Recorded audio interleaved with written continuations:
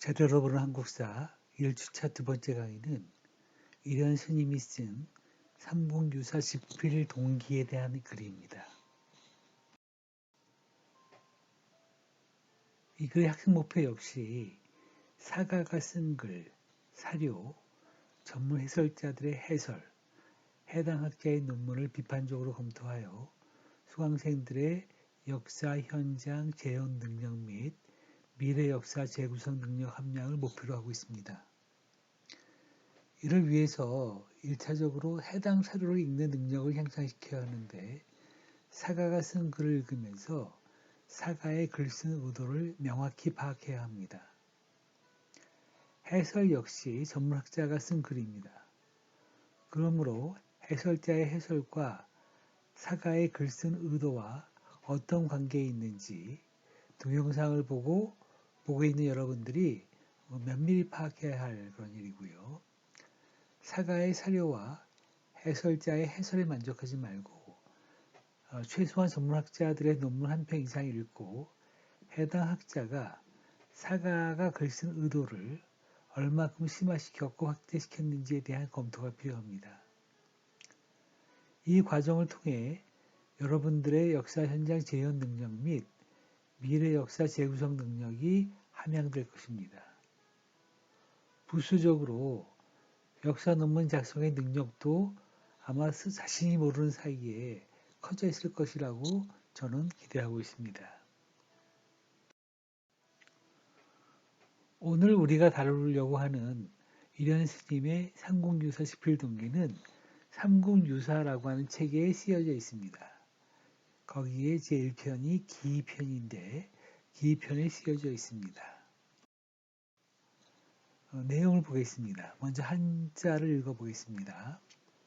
서왈, 대저, 고지성인, 방기례학 흥방, 인의설교, 즉 괴령난신, 제소불어, 연희, 제왕지장흥야, 음부명수도록, 필류, 이이어인자, 연후 능승대변, 악대기, 성대업이야.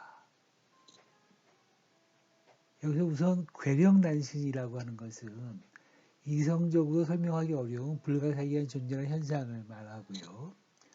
부명은 하늘이 제왕이 될 만한 사람에게 내리는 상스러운 징조를 말하고, 도록은 앞날의 기륭을 예언하는 술법입니다. 모두 이게 점치는 것 같지 않아요? 신비한 그런 이야기를 말하는 것이죠. 이와 관련해서 설명하고 있습니다. 첫머리에 말한다. 이런 스님이 말씀하시는 겁니다. 대체로 옛 성인들은 예약으로 나라를 일으키고 인의로 가르침을 베푸는 데 있어 괴령난신을 말하지 않았다라고 한다. 그러나 제왕이 장차 일어날 때에는 부명을 받고 도록을 얻어서 반드시 보통 사람과는 다른 점이 있으니 그런 뒤에야 능히 큰 변화를 타서 제왕의 지위를 얻고 대업을 이루었다.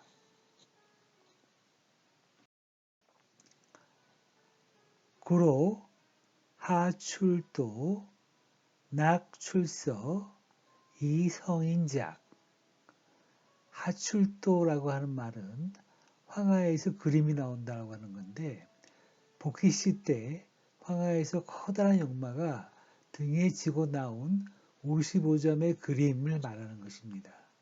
이것이 주역 8괴의 근원이 되었다고 하는데, 주역 8괴라고 하는 것은 중국 상고시대의 복희씨가 만들었다고 하는 8가지 괴로서 양효와 음효로 이루어진 3개의 효를 겹쳐서 자연세계의 기본 요소인 8가지의 상을 나타내는 것으로 건, 대, 감, 이, 진, 손, 간, 곤을 말합니다.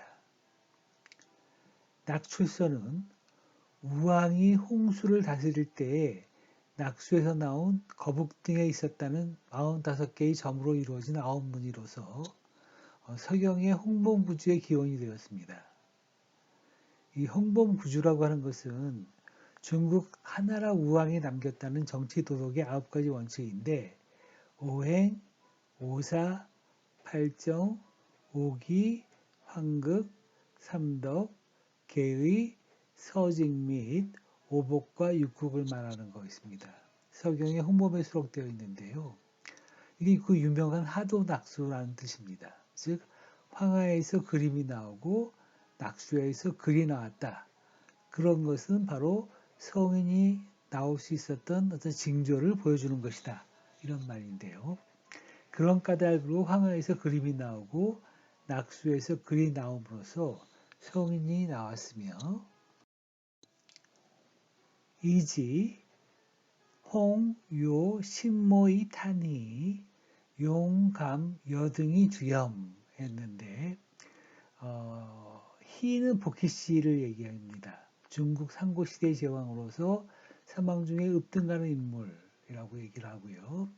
백성에게 어렵, 농경, 목축을 가르쳤으며 처음으로 팔계를 만들었다고 합니다. 염제는 신농씨를 말하는데요. 백성에게 농업, 의료, 교육 등의 방법을 가르쳤다고 합니다. 여등은 바로 그 염제의 어머니를 얘기를 합니다. 그런데 이제 그 탄생하는 과정을 보게 되면 그 무지개가 신령스러운 어머니를 에워싸서 복희를 탄생시켰다. 즉 복희 씨는 아버지가 없다는 얘기입니다. 아버지가 무지개라고 하는 뜻이고요. 용이 여등과 교감해서 염제를 낳았다. 그러니까 염제의 아버지는 용이 되는 거죠. 이렇게 설명하는 내용들입니다.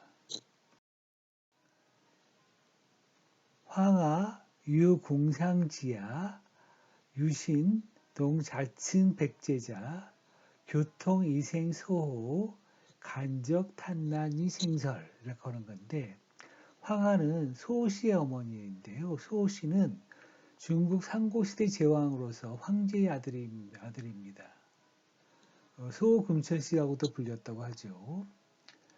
그 황하가 그 소를 낳은 곳이 궁상이라고 하는 곳인데 이 궁상은 중국의 지명입니다.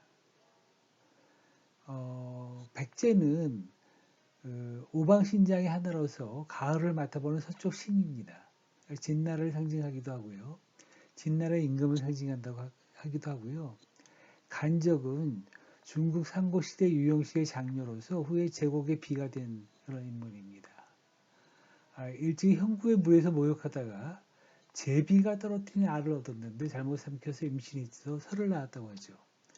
그러니까 설의 아버지는 제비가 되는 거죠. 네, 그 이야기를 이제 설명하고 있는데 황하가 궁상이란 들에서 놀다가 백제의 아들이라고 칭하는 한 신동과 통해서 소를 낳았고 간적은 알을 삼켜 설을 낳았으며 이런 내용이고요. 강원 리적이 생기 요 태잉 14월이 생요 이렇게 되어 있습니다. 강원은 후직의 어머니인데요. 일찍이 한 거인의 발자취를 보고 이것을 밟았더니 나중에 후직, 즉 기를 낳았다라고 얘기를 하게 되고요. 네, 이 기가 바로 후직입니다. 요임금은 우리 흔히 요순 임금이라고 하는 그런 임금을 말하는데요. 백성이 잘 따라서 평화로웠다고 하여서 순위 임금님과 더불어 제왕의 모범이 되는 이상적인 군주입니다. 그런데 강원은 그 거인의 발자국을 밟아서 기를 낳았고 요 임금님은 잉태한 지 14개월 만에 태어났다. 10개월 만에 태어난 게 아니라 14개월 만에 태어났다고 이렇게 설명하는 겁니다. 용교 대택이 생패공 자차 이강 기가 탄기. 이게 그 패공은 한고조 유방을 가리키는 말인데요. 용이 큰 못에서 교접을 해서 패왕을 낳았다. 패왕이 태어나게 했다라고 하는 겁니다. 패왕의 아버지는 용이고요. 어머니는 큰 못이 되는 거죠. 이렇게 제왕의 탄생에 있어서는 이렇게 신비스러운 일들이 너무나 많았으니까 어찌 다 기록할 수 있겠는가? 이렇게 해서 이제 이런 스님이 중국의 황제들이 어떻게 태어났는가, 군주들이 어떻게 태어났는가 이렇게 설명을 쭉 하는데 이것이 합리적인 것이 아니고 그 공자님은 괴력난신을 말할 수 없다 이렇게 얘기를 했는데 이게 굉장히 신비스럽고 괴력난신과 가까운 이야기들이 굉장히 많았다라고 하는 겁니다. 중국도 그러했는데 삼국의 시조들이 즉 연즉 삼국지 시조 개발호 신의 하족 귀제 차기 이지 소위 점제 편야 의제 사언 해서 삼국의 시조들이 가령 뭐 기말지가 그 신라에서 기말지가 하늘에서 내려온 금괴에서 태어났다라든가 그 박혁거세가 아래에서 태어났다든가 이거 굉장히 모두 신기한 일로 탄생했으니 어찌 괴이하겠는가. 그렇기 때문에 삼국유사 첫머리에 봉기와 관련되는 봉기는 이제 그 임금의 역사를 설명한 것이거든요. 임금의 역사가 굉장히 신비로웠다라고 하는 게 기와 이에 대한 얘기입니다. 봉기가 굉장히 신이한 이런 이야기였다. 실린 까닭이면서 그 의도도 여기에 있다. 이렇게 설명을 한 겁니다.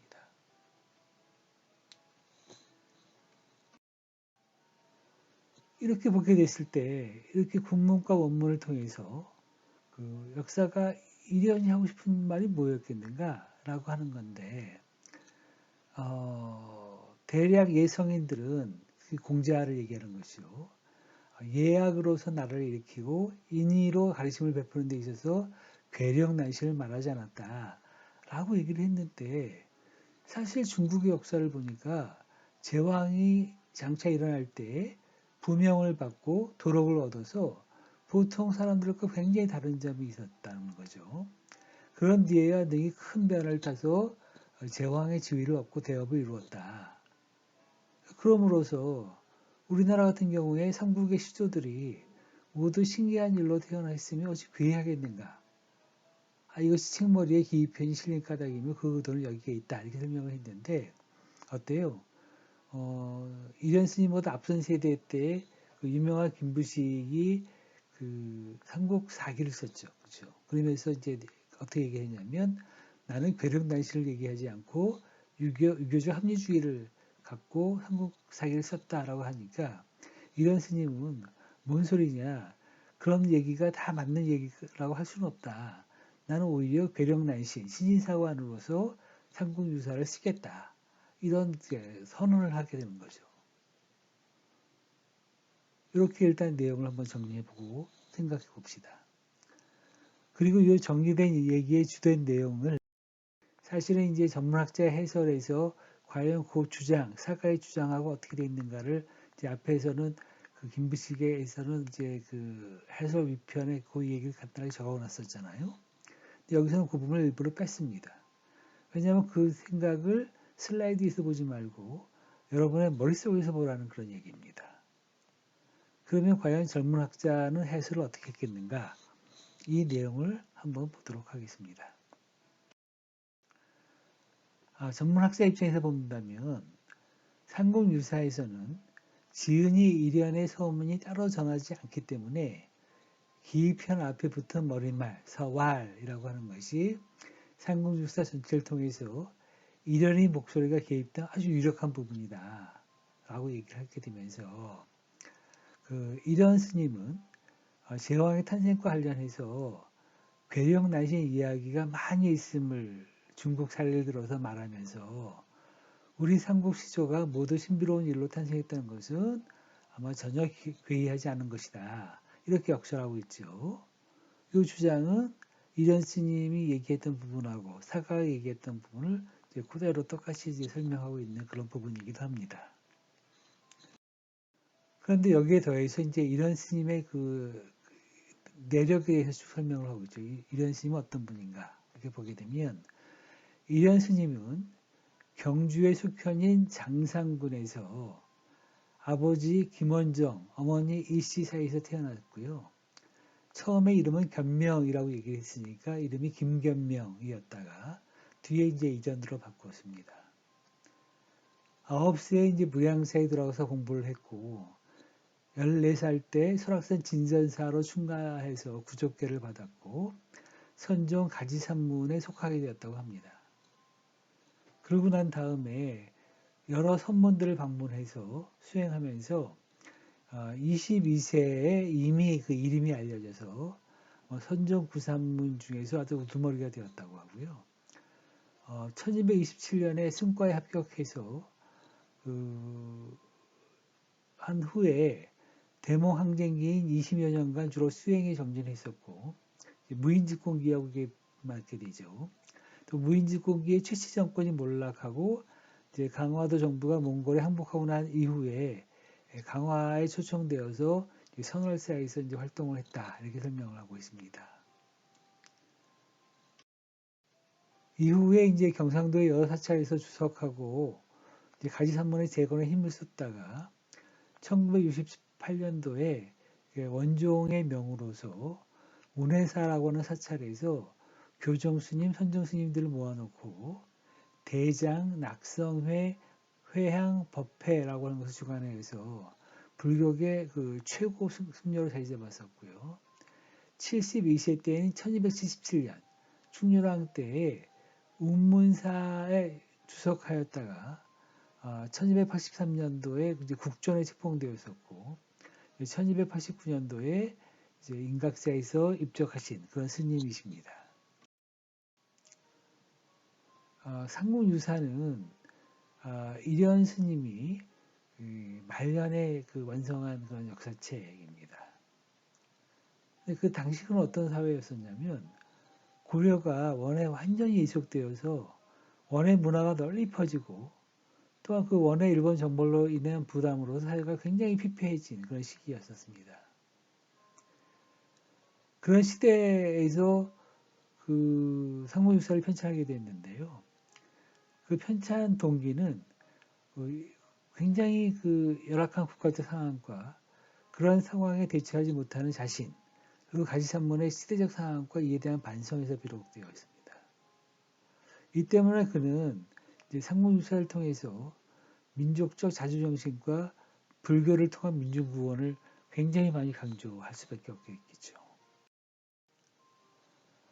상궁육사 전체 분량은 모두 5권으로 되어 있고 9개의 편목으로 되어 있는데 편목은 이제 제왕의 일대기인 왕력 그리고 이제 신이 한 이야기를 적인 기 이렇게 되어 있고요. 흥법, 탑상, 의회, 신주, 감통, 피은, 효서는 불교에 관한 그런 내용들인데 이 역시 신의사를 기초로 설명을 하고 있었습니다.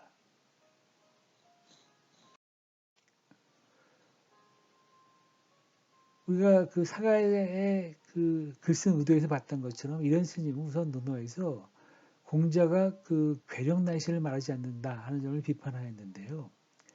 이것은 유교적 사관에 대한 비판이기도 하지만 중국인들 자신들의 역사에서는 제왕의 출현과 관련해서 신의함의 정당성을 인정하면서도 인접국가에 대해서는 괴력난신으로 취급해서 부정하는 중화주의 그리고 이를 추정하는 시대적 역사관에 대한 비판이기도 했습니다. 그래서 이런 스님은 만약에 중국인들이 중국 제왕들의 신의를 믿는다면 고구려 백제 신라 삼국의 시조가 신이 한 데서 나왔다는 것은 전혀 이상한 일이 아니고 그렇기 때문에 이를 강조하기 위해서 기편을 맨 처음에 싣는다. 이렇게 언급하셨다는 겁니다. 그런데 이제 삼국유사를 통해서 이런 스님이 신성성을 부여하고자 하는 대상은 단순히 고구려 백제 신라만을 지칭하는 것이 아니고 우리 역사 전반, 즉 단군 조선에서부터 후백제까지의 전 역사를 포함하고 있다는 점에서 굉장히 중요한 그런 글이었다.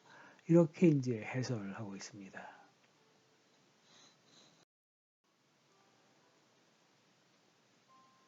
즉 조선의 시작을 단군 조선으로 잡아서 중국의 요임금 시대와 동시대로 처리를 하고 있고 단군을 천재의 손자로 설정하였는데 이는 우리나라의 위상을 중국과 나란히 둔 것이며 우리 역사와 문화에 대한 민족적 자긍심을 표현하고자 하는 그런 얘기였습니다. 즉 그는 몽골과의 전쟁 후 몽골의 그 내정 간섭, 각종 곡물 부담, 일본 원정에 그 고려군을 동원한다거나 몽골 문화 확산 등 민족적 자주성이 훼손된 상황에서 민족의 자긍심을 일깨우고 자주의식을 고취하기 위해서 삼국유사를 편찬했다. 이렇게 볼 수 있는데요. 이러한 역사인식을 이련이 새롭게 해석했다기보다는 이규보의 동명화폐이라든가 이승유의 제왕운기 등이 나타나는 걸 봐서 고려 후기 지식인 사회에서는 굉장히 폭넓게 공유하고 있었던 그런 생각이었다고 볼 수 있겠습니다. 삼국유사는 그 명칭에서 볼 수 있듯이 유사, 뭐냐면 잃어버린 사실 또 빠뜨린 사실을 기록한 건데 그 삼국사기가 그 유교적 합치주의 사관에 의거해서 불교 및 비합리적인 신의사를 일부러 삭제하거나 수정해서 실었던 것에 대한 비판을 한 거죠. 그러니까 삼국사기가 잃어버린 사실들을 나는 집어넣어서 설명하겠다.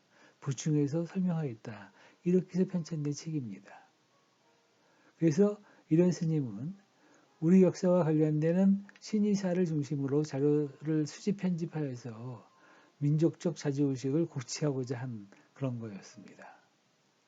그러니까 이런 스님이 삼국유사를 편찬한 의도를 명백하게 밝힌 기입편 서문은 삼국유사를 이해하는데 매우 핵심적인 자료로 여겨진다. 이렇게 볼 수 있습니다.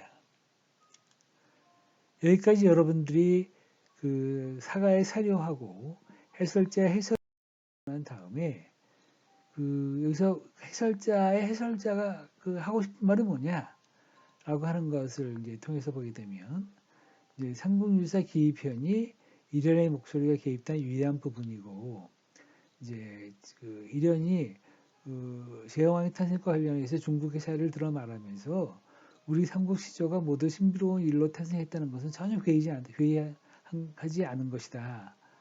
그런 거였었는데 이런 책을 편찬했던 의도가 어떤 시대적 상황이었었냐면 고려가 원에 완전히 이속되어서 원의 문화가 널리 펴지고 또한 원의 일본 정벌로 그 부담이 굉장히 커서 고려 사회가 굉장히 피폐해진 시기였는데도 불구하고 이런 스님 자신도 자기가 속한 산문도 별다른 노력을 하지 못한 것에 대한 반성에서 이제 책 삼국유사를 통해서 이제 민족적 자주정신과 불교에 의한 민족구원을 강조하고 싶었다라고 하는 것이죠.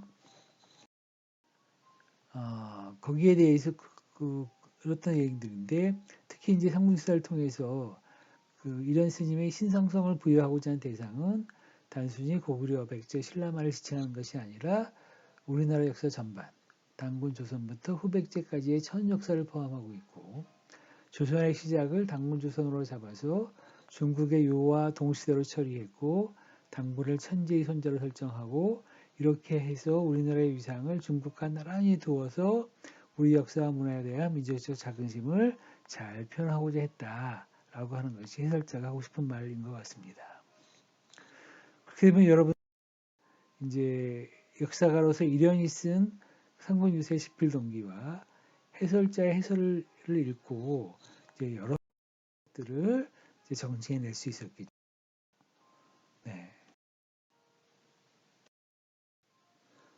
이제 여기에 더해서 이제 전문학자의 글을 읽어봐서 이제 삼국유사의 그 지필 의도가 어떤 거였었는가를 보려고 하는데 지난번에 설명했던 것처럼 이게 그 1900년대에도 굉장히 좋은 논문이 많지만 2000년대 논문을 선택한 이유가 뭐라고 그랬죠? 그게 아마 그 한자가 없어서 이렇게 되는 것이지 꼭 늦게 쓴 논문이 좋은 논문은 아닙니다. 그렇지만 여러분들의 읽기의 편의를 위해서 이번에 선택한 논문은 이제 차공옥 선생이 썼던 삼국유사 기입편의 저술의도와 고구려의사 인식이라고 하는 글을 한번 읽어보겠습니다. 근데 읽을 때에도 모든 것을 다 읽는 게 아니고 우리가 목적이 있죠. 그 삼국유사가 이련이 삼국유사를 왜 집필하게 됐겠는가? 이 편, 특히 이제 기편의 서를 중심으로 설명한 거니까 그거에 집중해서 이제 글을 읽는 방법을 여러분들한테 설명드리겠습니다. 글의 이제 서문을 보면 이제 맨 끝부분에서 이 글에서는 기편 서에 투영된 저자의 의도를 분석하고 그 저술 의도가 기편 내용에서 어떻게 투영되고 있는가를 검토하고자 한다. 이렇게 기편에 담긴 저자의 의도를 보다 구체적으로 파악함으로써 상징기사 저술의 목적의 일면을 살피고자 하는 것이 이 글의 목적이다. 이렇게 되면 이 차강호 선생의 그러한 그 글쓴 의도하고 우리가 파악하려고 하는 삼국유사 기편의 저술 의도하고는 이제 일치가 되기 때문에 이 차강호 선생이 어떻게 해설하고 설명하고 있는가 이 부분을 잘 정리하면 여러분들이 일련의 삼국유사 집필 의도를 이해하는데 굉장히 도움이 많이 되겠죠. 근데 여기서 이제 53, 54페이지로 되어 있는 그 다음에 페이지는 이제 한 페이지 뛰어넘어서 56, 57페이지로 되어 있습니다. 근데 우리가 읽은 바로 그 글이 이제 이분도 이제 분석을 하고 있는데요. 여기에 이제 첫머리를 말한다. 대저 예성이는 예약으로 나라를 일으키고 이렇게 쭉 나오는 그런 문장에 대해서 어떻게 설명을 하고 있느냐면 전체 서문이 없는 삼국유사에서 기편에만 서문이 있다는 것은 글의 저술 목적과 관련해서 주목되는 일이다. 이 서문은 자신들의 역사에서는 제왕의 출현과 관련해서 신의함의 정당성을 인정하면서도 이때 자신들의 역사서는 중국 사람들의 역사서겠죠. 주변국에 대해서는 즉 이제 고려에 대해서는 그리고 삼국에 대해서는 고구려 신라 백제 삼국에 대해서는 그 경우를 괴력 나신으로 취급해서 부정하는 중화적 입장을 반박하고 있다. 우리가 이미 알고 있는 내용이죠. 해설을 통해서 이미 봤죠. 또한 중국에서 제왕이 출현할 때와 같이 우리나라에서도 삼국의 시조가 모두 신이 한 데서 출현했다는 점을 강조하고 있다. 이거는 이제 사료에서 보는 거죠. 그러한 점에서 삼국의 시조가 모두 신이 한 데서 나타난 것을 강조하기 위해서 국의 편목에서 기편을 맨 처음 싣는다 이렇게 언급되어 있는데 이 대목들은 우리가 이미 그 이련 스님의 기서문을 보고 이미 알고 있는 내용들이고 해설자의 해설을 통해서도 이미 알고 있습니다.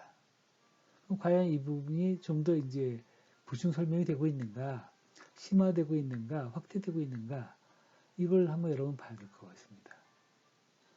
근데 그때 인용한 것이 제왕이 장차 일어날 때 부명에 응했거나 브라브라 하는 그런 내용들입니다. 이 문장을 어떻게 이제 설명을 했었냐면 네 문장으로 이제 분석을 했죠. 첫 번째, 제왕이 장차 일어날 때는 부명에 응하거나 도록을 받는다 이렇게 되어 있고, 두 번째, 또 제왕이 장차 일어날 때는 남들과 다른 신의함이 반드시 있다 하고, 또 세 번째, 그런 연유해야 큰 변화를 타고 대기를 잡고 대업을 이루었다. 네 번째, 그래서 황하에서 돌을 내고 낙수에서 설을 낸다. 하도 낙서란 말이죠. 성행이 일어났다. 라고 하는 구절을 가지고 분석을 하고 있는데 이 분석도 여러분들이 이미 알고 있는 건지 차 선생이 새롭게 설명해서 여러분이 알게 되어 있는지 한번 따져보도록 하십시다. 즉, 제왕은 남들과 다른 신의함이 있어야지만 반드시 대업을 이룰 수 있다는 것이고 그러한 신선지표를 도와 서의 예를 들어서 설명을 했다라고 해서 그 설명문이 쭉 나와 있습니다. 이 내용은 여러분들이 이미 다 알고 있는 내용이고 그리고 이제 또 한 가지 예를 들고 있는 게 이제 그 무지개가 식모를 휘어감아서 복희를 낳았다 등등 그렇다는 얘기인데 이런 문장에서 제왕이 대업을 이루는 과정에 나타나는 신성지표의 필요성에 대해서 얘기했다면 B의 문장은 제왕의 탄생 과정에 나타나는 신의함을 이야기하고 있다.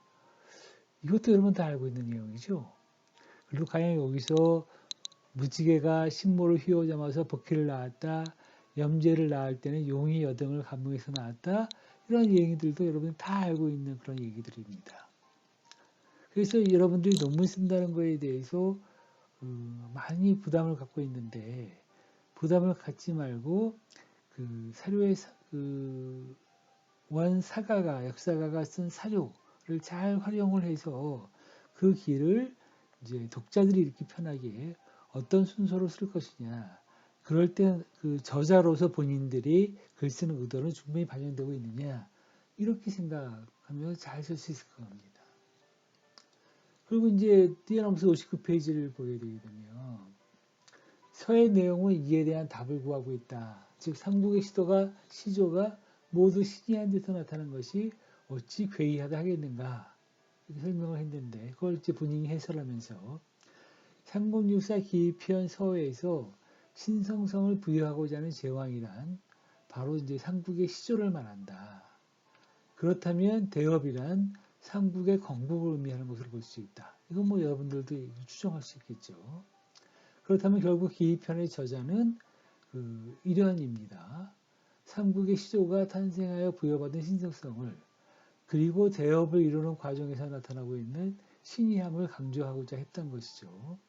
그러한 의미가 그 의도가 이제 기편 처음에 서에 삽입해서 표방했던 것인데 이처럼 삼국유사는 키타의 제 편목에서는 의도적으로 기편에 맨 처음 배치하였고 그러한 근거를 설명하기 위해서 서술하였는데 특히 서에서 저자는 삼국시조의 신이함을 강조하고자 하는 기편 저술 목적을 직접적으로 밝히고 있으며 그 신이함을 탄생에 있어서 신성성과 대업을 이루는 과정에서 나타난 신성성으로 구분하여 제시하였다. 이렇게 이제 그 논문을 쭉 쓰고 있습니다. 이 차공원 선생이 글을 쓰는 걸 봐서 사료와 거기에 대한 해설, 그러니까 여러분들의 해설을 어떻게 해야 될 것인가 라고 하는 것을 잘 알 수 있지 않겠습니까? 책의 결론을 보게 된다면 이제 우리가 이미 알고 있는 일을 다시 정리하고 있는데요. 이 차공원 선생은 결론에서 그러면 기편에 반영하고자 하는 저자의 의도는 무엇일까? 이 글은 저자의 이러한 의지가 기편 서에 제시되어 있다고 파악하였습니다. 그리고 기편 서를 분석하여서 여기에 투영된 저술 의도를 다음과 같이 도출하였습니다. 첫째, 제왕은 남들과 다른 신이함이 있어야 대업을 이룰 수 있다는 신의적 제왕관이 제시되어 있다는 점. 둘째, 그러한 신이함은 그 대업의 과정에서 나타나는 신성증표, 그리고 탄생의 배경이 되는 부모 간의 신의적 교함으로 구분될 수 있다는 점.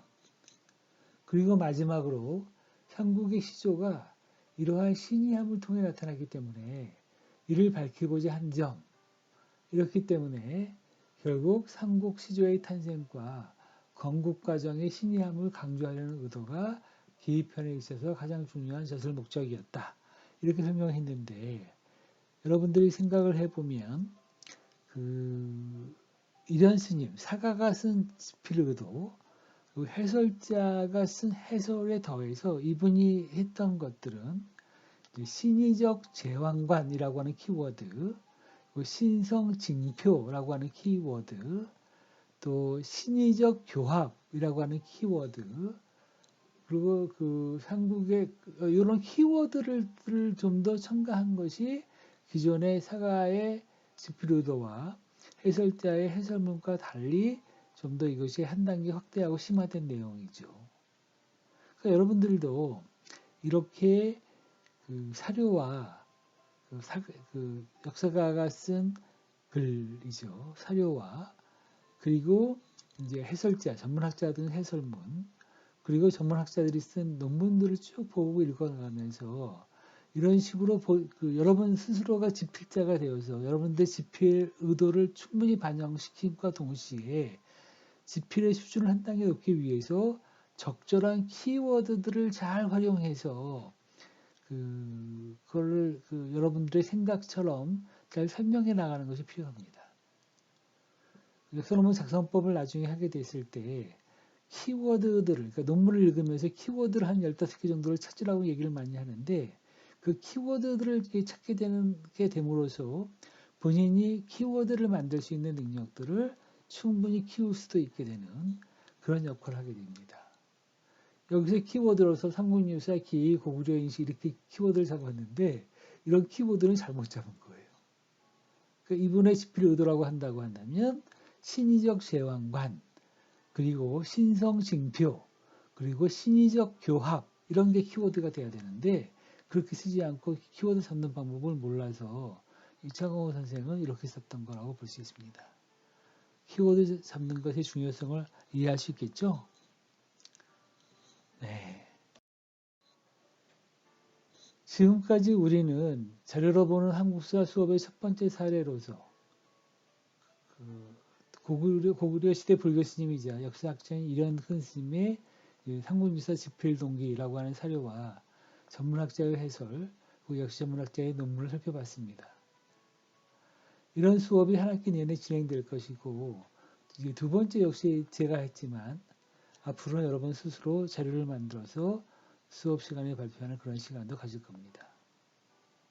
저같이 비전문가의 동영상 제작에도 불구하고 두 번째 수업 시간을 잘 들어주셔서 대단히 감사합니다.